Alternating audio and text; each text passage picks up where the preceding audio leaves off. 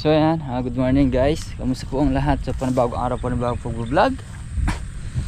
So bali andito tayo sa bukid ngayon. Kung sana meron tayong inarkilang farm na pinalayan natin dati. So bali ito na siya guys. Naalaon na yung Saka medyo tuyo na siya. Maputi-puti na siguro. Ma-stable na to para maisalang na, para mapagtanim na tayo ng mais. Yung sa dulo meron na namang kalabaw.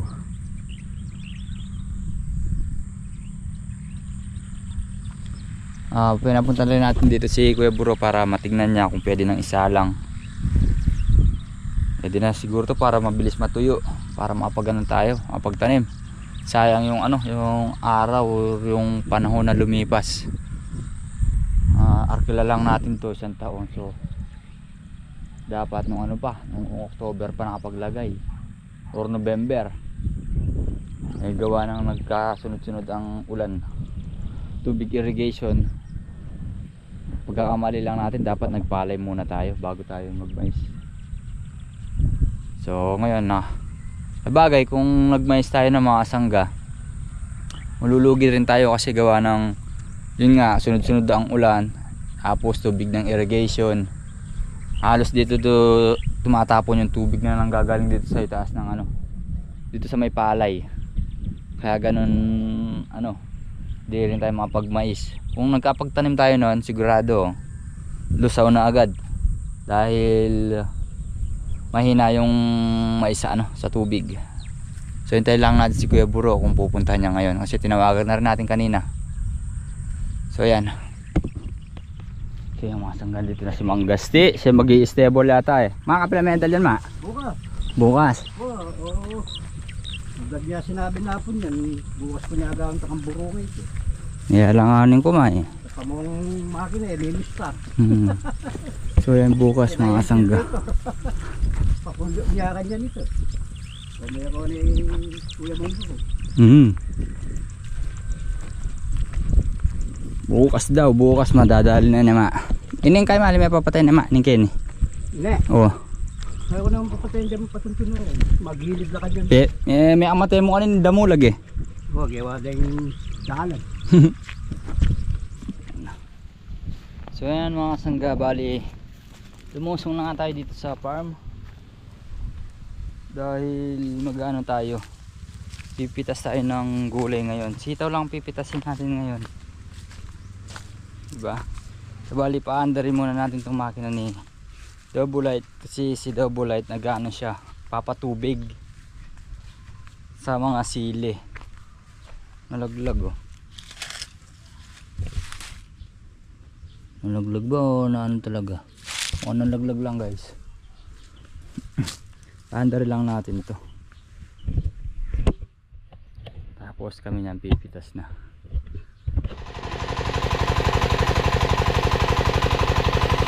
So ayan mga kasangga, napandar na natin. Kaya magkano na tayo nan? Lakas. Pipitas na tayo. So ayan. Yun Asa sila Bet? Ha? Asa sila? Ha? Asan?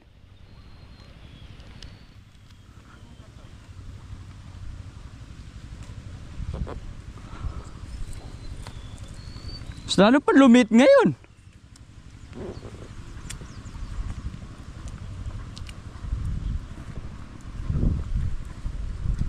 Abet?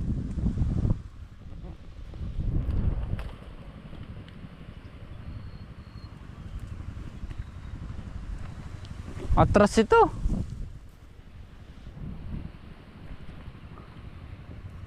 Guys, saan tayo? Atras yung natin yan. Sitaw.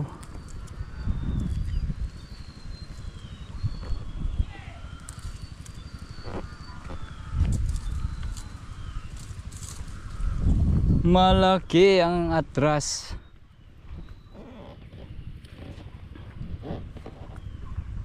Okay guys, ano na rin to eh. Tagal na rin. Pang ano na to? 20 harvest sa sitaw. 20 times na harvest.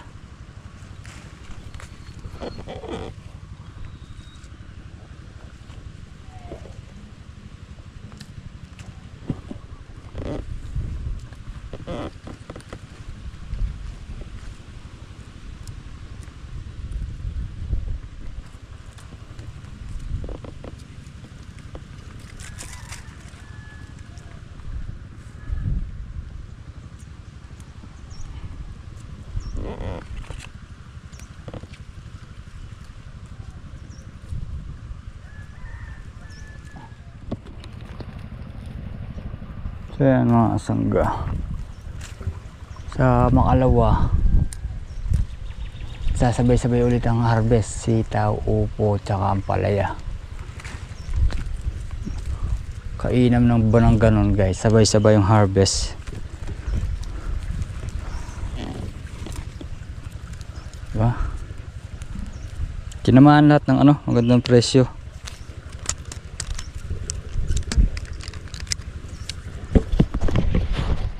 So ayan po mga sangga, sa nagtatanong nga po pala sa atin kung ano ba daw yung isang kulong or isang laksa. Bali yung isang laksa sa sitaw po kasi yun, kumbaga 10,000 pieces, yun ang tinatawag nilang laksa.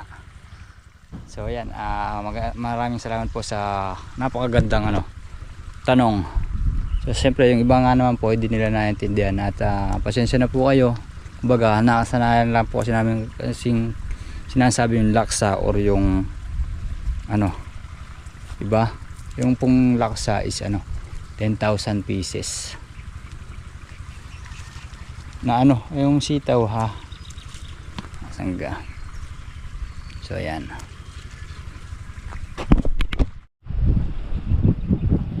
ayun guys, mga bunga ng Palayo Dynasty, dami sunod-sunod diba? Sana mas lalo pa silang dumami.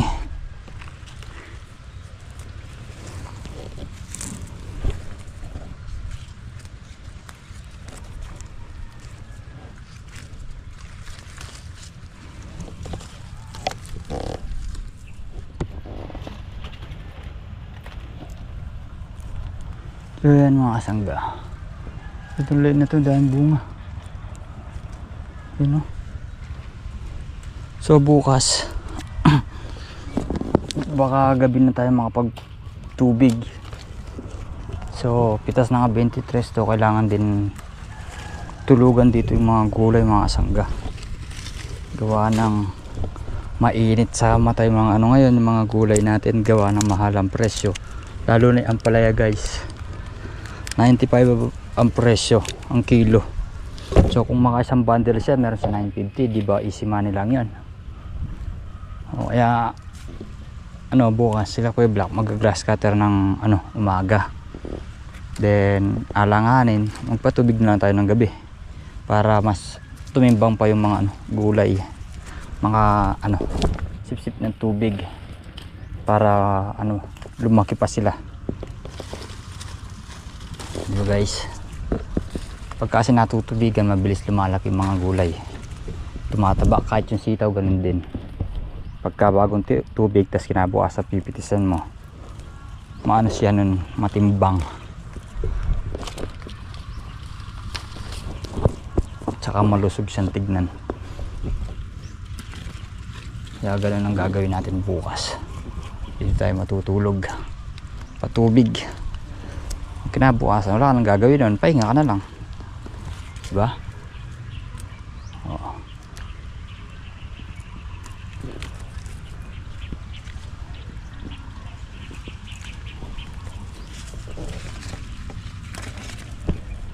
Dito mahaba yung bunga dito eh. Sayang. Ito. Dami pa.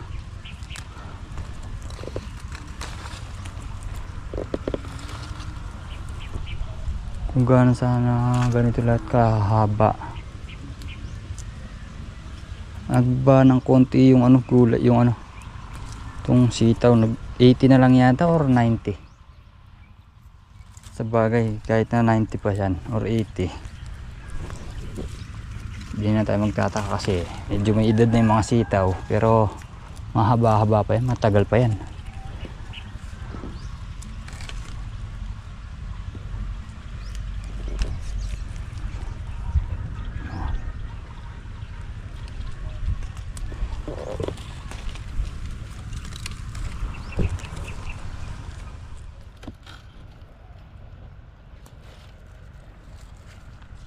So ayan mga kasangga, mukhang walang pagbabago, mukhang di aatras yung sitaw.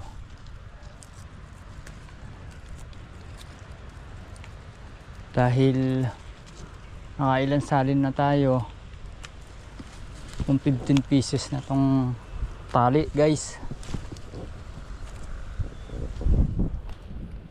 15 pieces na tali. Dito pa lang tayo nakakapag ano, papakita ko mamaya na pitas natin. Nandito lang gawin natin sa side.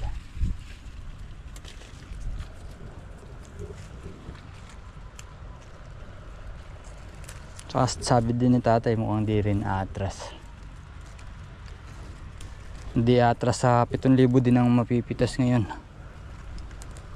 So kung ganun, mas mainam mga kasangga, di ba? Biro mo pang 20 harvest na to, walang pagbabago. Kahit mga 20 harvest pa ulit sana, bigyan pa tayo ng mga sitaw, diba?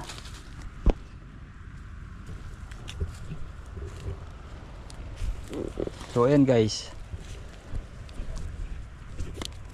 na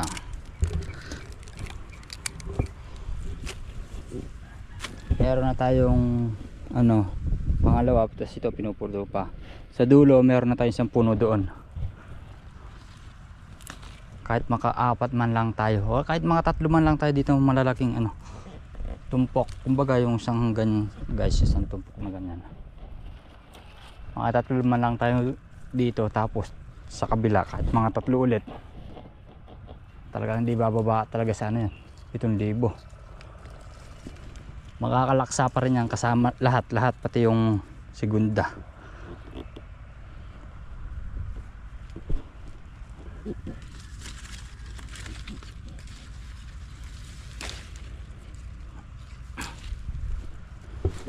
Wala pa rin pagbabago yung sitaw eh.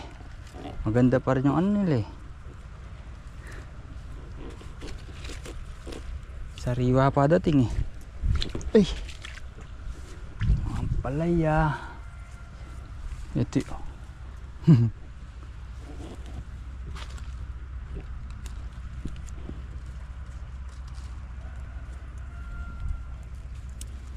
meron ako nakita dito, nakasabit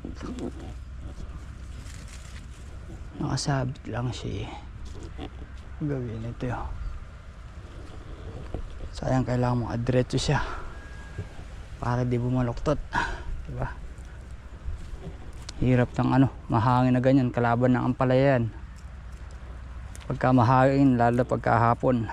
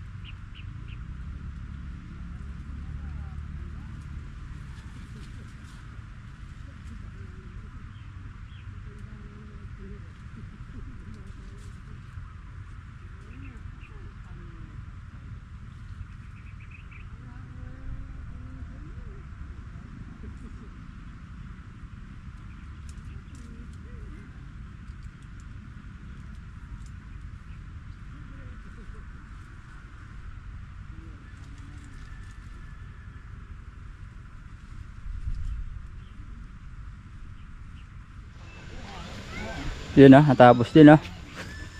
Alam pagbabago na tay. Ay, ate! Ayun pa guys, ano, dalawang ay kulong-kulong yabit. Ganda na ng upo ito. Umorma pa muna upo eh.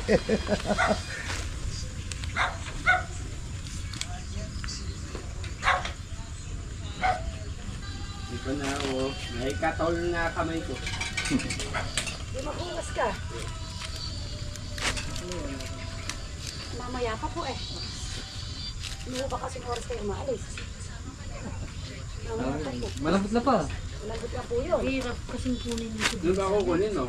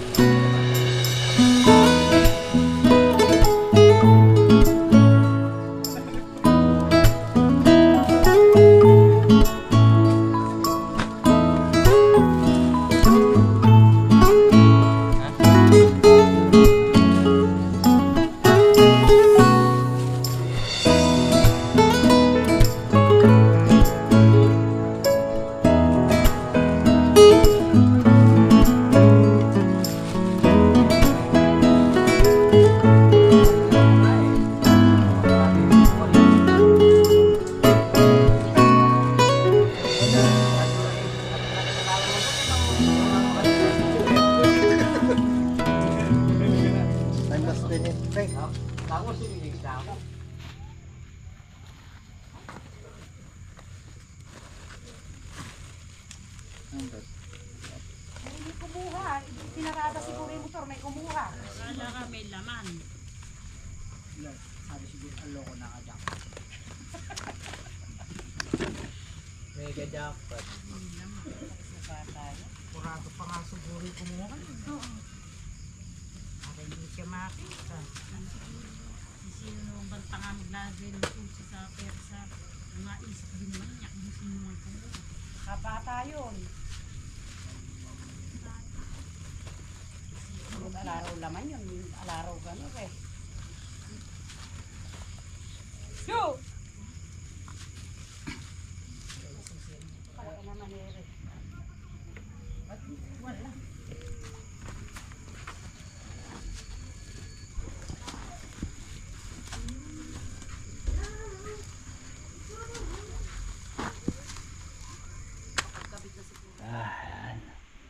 So ayan mga sanggabali, andito na tayo sa bahay. Ayan, alas kararating lang din natin. So di naman din umatras yung yung pitas natin. So ginabi tayo dahil interbayanan natin sila sila to Daisy. Kami ng ampalaya. Siyempre tumulong tayo. Tinutulungan din nila tayo mga kasangga, kumbaga yung mag tinor, mag plastic, lahat. So bali yan, sa mga kalawa sabay-sabay upo, sitaw, tsaka palaya guys. So ayan. Wala pa rin pinagbago dahil ngayon parehas pa rin. Ano pa rin yung sitaw, naka 7 pa rin. So ayan mga sangga, hanggang dito na lang po muna ang ating simpleng video. Sana po nagustuhan nyo. Muli po, maraming salamat po sa inyong lahat. Wala support. God bless po.